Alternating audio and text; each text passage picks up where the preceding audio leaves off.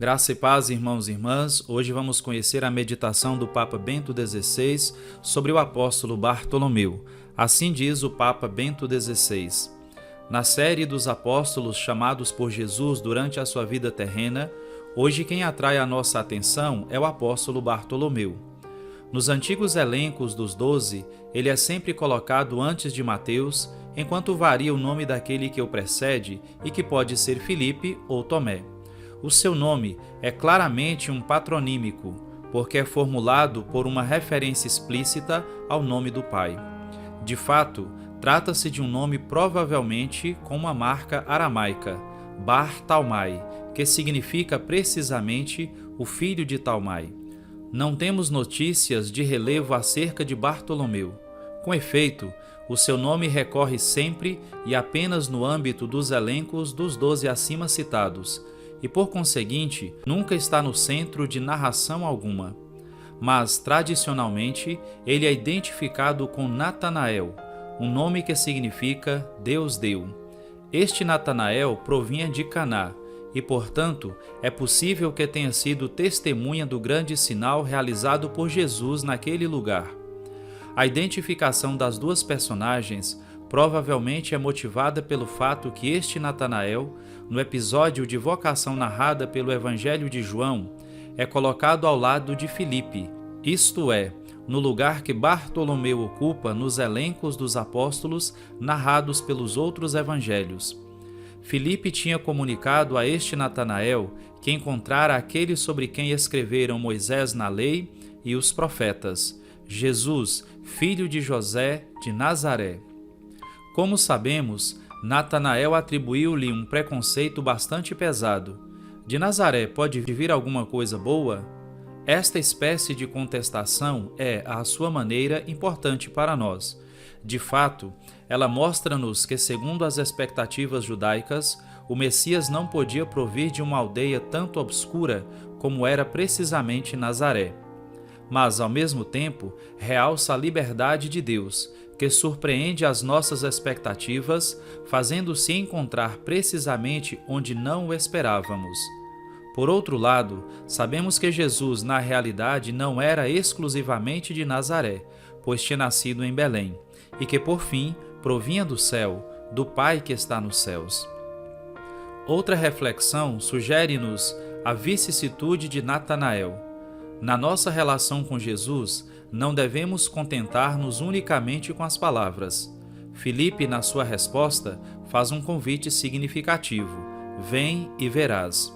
O nosso conhecimento precisa, sobretudo, de uma experiência viva. O testemunho de outro é certamente importante, porque normalmente toda a nossa vida cristã começa com um anúncio que chega até nós por obra de uma ou de várias testemunhas.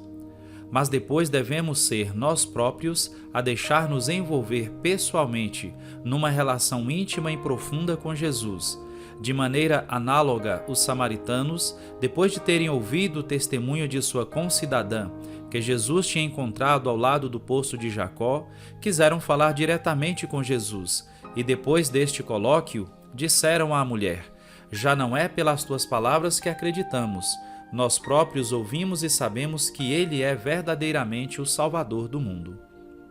Voltando ao cenário de vocação, o evangelista refere-nos que, quando Jesus vê Natanael aproximar-se, exclama: aqui está um verdadeiro israelita, em quem não há fingimento.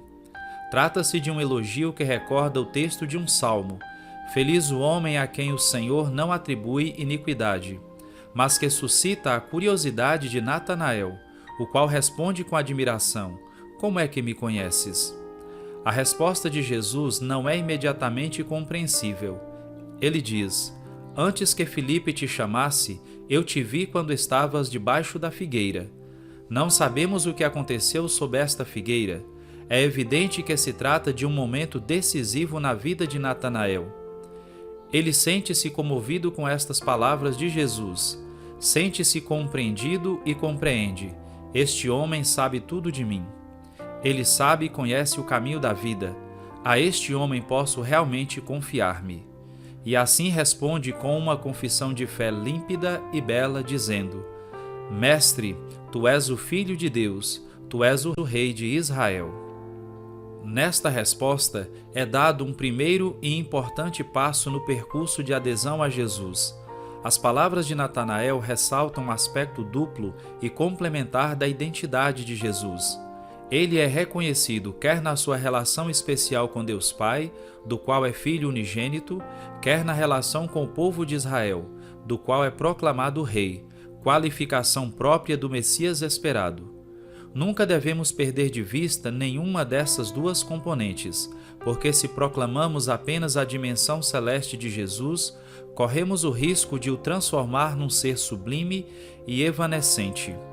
E se ao contrário reconhecemos apenas a sua colocação concreta na história, acabamos por descuidar a dimensão divina que propriamente o qualifica. Da sucessiva atividade apostólica de Bartolomeu Natanael, não temos notícias claras.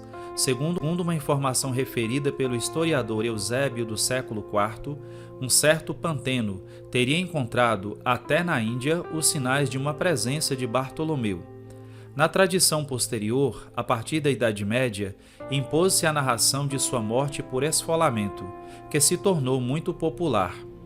Pense-se na conhecidíssima cena do juízo final na Capela Sistina, na qual Michelangelo pintou São Bartolomeu, que segura com a mão esquerda a sua pele, sobre a qual o artista deixou seu autorretrato. As suas relíquias são veneradas aqui em Roma, na igreja a ele dedicada na ilha Tiberina, aonde teriam sido levadas pelo imperador alemão Otão III no ano de 983.